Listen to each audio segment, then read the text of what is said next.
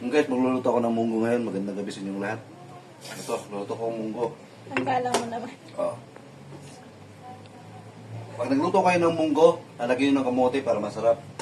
Yun guys, ang magpapasarap din yung kamote, lalo pa pag luto na siya. Yun. Tapos yung gulay, lalagyan nyo yung bagyo pichay. Bahala na kayo, anong gusto nyo. Gusto nyo pwede naman Tagalog pichay lang. Pero mas maganda, bagyo pichay para sa akin kasi ito hindi nadudurog. Hindi naman nakita. Yun. O tapos. Hindi siya nadudurog. Para kahit nainitin mo siya, bagyo pichay pa rin.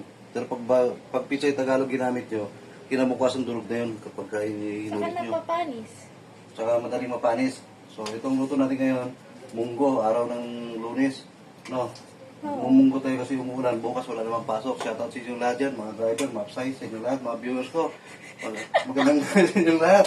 Ito, at papakita ko sa inyo paano magluto ng simpleng ulam lang, gulay, munggo. O, wait lang. Pas Ayos. muna. Yan guys, oh. Pagka luto-luto na, luto ko kasi sinabay ko na niluto yung munggo, sinabay ko na rin yung baka. Parang isang lambutan lang. Hindi mo naman kailangan ihiwalay pa yung munggo sa baka dahil parehas mo naman palalambutin yan. Ngayon, pag sabay lumambot na, saka ingredients ilalagay nyo.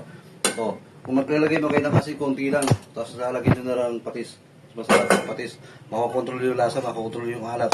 Kasi pag sa asin, paglagay mo, tinikon mo agad, yung pala yung asin buo pa sa ilalim, kaya hindi mo malaman kung ano lasa. Hindi pa maalat, pagdagdag ng dagdag hanggang sa umalat na. Pagpatis lang, halo agad yan sa sabaw. Kaya yun ang gagawin nyo. Pagpatis kayo para masarap ang lasa, mas masarap yung patis kaysa sa asin. Pero asin naman, okay din yun. Kung wala kayong pabiling patis, kasi mas mahal yung patis. Okay na. Okay na. Okay na, luto na. Ilang minuto luto na? Luto na siya. Bali palalambutin ko na lang kasi yung kamote. Pag ito lumambot na, okay na to. Titimplahan ko na siya. Hindi naman kailangan madurog yung kamote. Basta lumambot na siya, okay na siya. Nice. At kung gusto niyo guys pampasarap, ito, meron tayong ano rito. Tapos, Ano yung nilagay mo? ano natin ng beef cubes. Huwag mo ipakita yung pangalan, basta cubes. Kunting. Oh. Hindi paminta lang. Yung iba naman ayaw kung kamanghang. Pero kung gusto nyong lagay ng isang baso, nasa inyo yun. Kayo naman kumakain, di naman kami. Pinarayan eh. Guys, mga simpleng Ricardo, alam nyo na. Simpleng lang.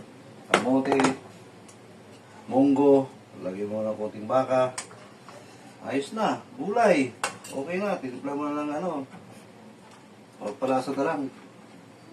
Ayos na yan, ayos na ang buto-buto. O kung mas masarap na, kung buto-buto, kung wala kayong laman, buto-buto gamitin nyo para mas malasa. Kung laman magagamitin nyo, ilagay nyo ng cubes, beef cubes, para lumasa lalo. O, lagay mo konting patis, okay na. O, yan. Sobrang alat naman na yan. Kaya nga tinatansya mo, hindi ka pilit. Kasi kung ikaw nagluluto, huwag mo bibigla lagyan ng pampalat. Dapat unti-unti, sabay tikim. O, pag asin kasi ginamit mo dyan, hindi mo agad nalalasahan yan kasi hindi mo agad natutunan yung asin. Pabayaan mo muna kumulo ng kumulo, bago mo titikman ulit. Takpan mo ngayon. O, yan, tapos pakulo mo muna. Saka mamaya.